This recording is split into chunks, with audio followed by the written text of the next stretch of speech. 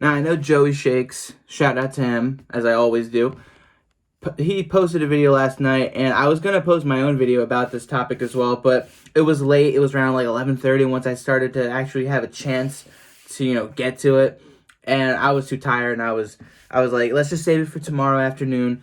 Let's go into full depth and read this article. I haven't fully read it. I watched like a good amount of Joey's video, and I just waited. I'm like, I'm going to read this for myself, and I'm going to react to it and talk with you guys about it. Let me know what you feel about Malcolm Jenkins and his comments towards Carson Wentz and where things went wrong.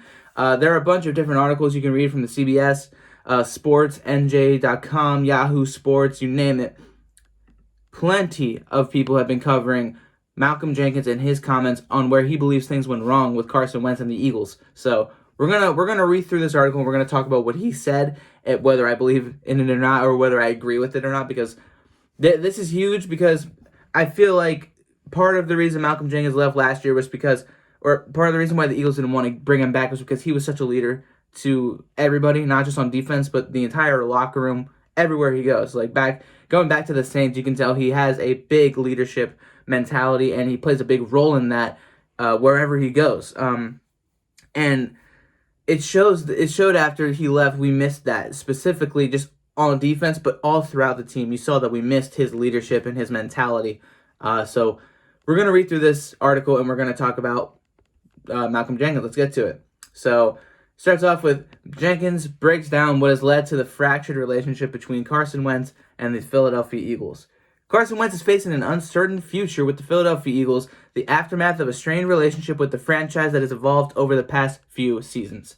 Giving Wentz the largest guaranteed contract in NFL history didn't help, as his performance on the field has declined over the past 2 seasons, along with a fractured relationship with the Eagles front office and the locker room.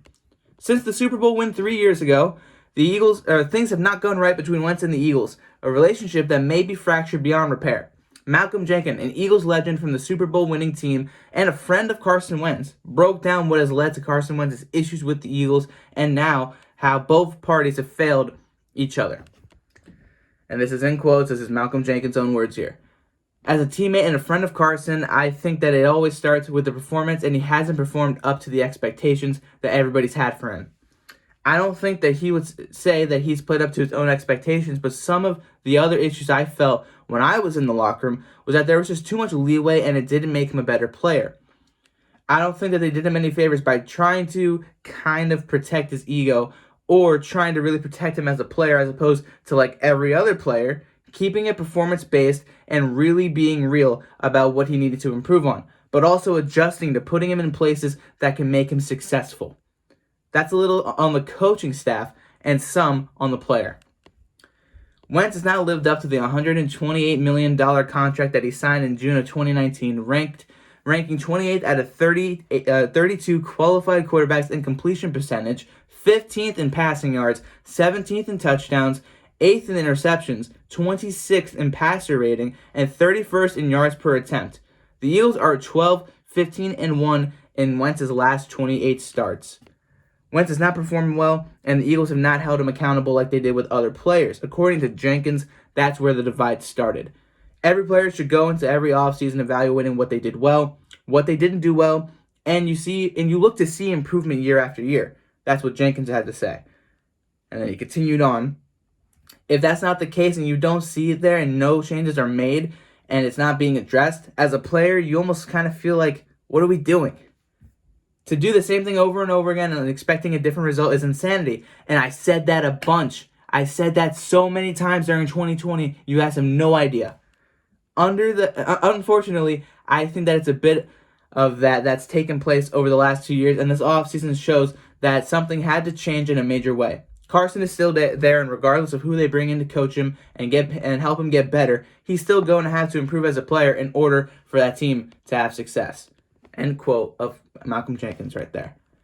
Whether the Eagles can fix their relationship with Wentz or fix him as a quarterback is up in the air. At this rate, whether Wentz is actually on the Eagles roster next season is a question that still needs to be answered. Oh, man. I flew right through that. You know why?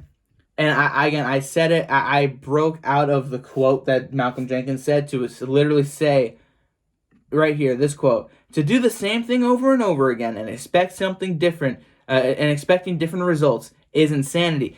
I was saying that all throughout 2020, all throughout every single week, seeing Carson do the same things over and over, killing the play, whether he didn't like it or not, holding on to the ball, making bad judgment, bad decisions, and just poor execution all throughout the board on his part alone. We're just evaluating him.